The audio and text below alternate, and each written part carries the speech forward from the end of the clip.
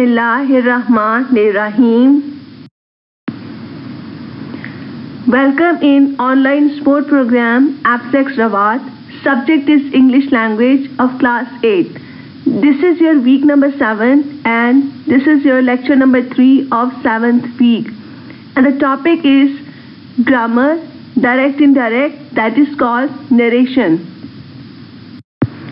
This topic of direct indirect is in your syllabus book at page number 40. So students, you have to open page number 40 to understand the concept. There are two ways to convey a message of a person or the words spoken by a person to other person. The one is direct speech and the other is indirect speech. Here in this slide, students, you can see an example of direct speech and an example of indirect speech. For more clarification of the concept, I want to tell you that in direct speech, the original words of a person are narrated. No change is made and are enclosed in quotation marks. While in indirect speech, some changes are made in original words of the person because these words have been uttered in past, so the tense will be changed accordingly and pronoun may also be changed according to it.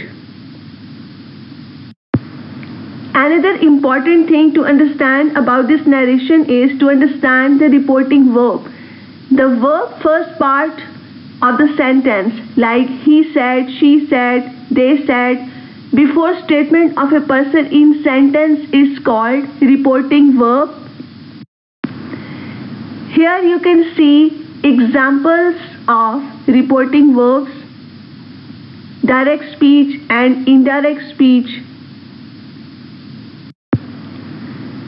Another thing is reported speech, the second part of indirect speech in which something has been told by a person which is enclosed in quotation marks. Indirect speech is called reported speech. Here in this slide you can see examples of indirect speech.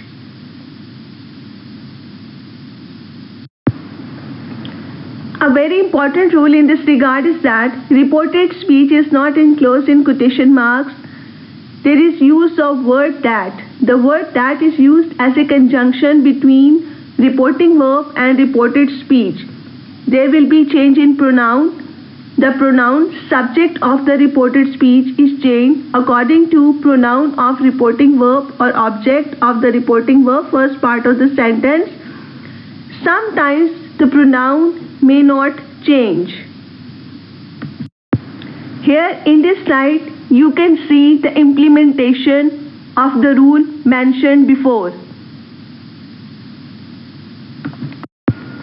Now here in this slide, the rules for changing direct speech into indirect speech. Rule 1. The adverb of nearness should be put into those of distance.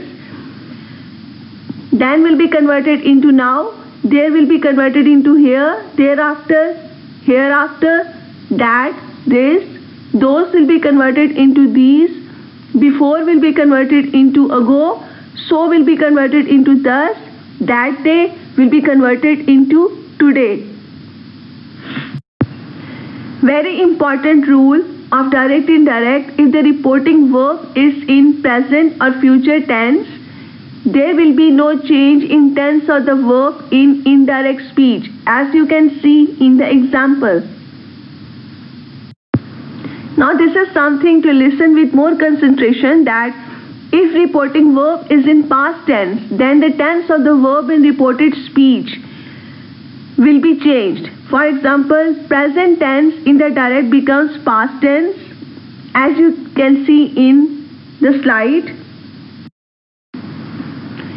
Past tense in direct becomes past perfect or remains unchanged. Present continuous in direct becomes past continuous. So class 8, as you are beginners in learning direct, indirect and narration, so there is no home task regarding this topic. So thank you so much.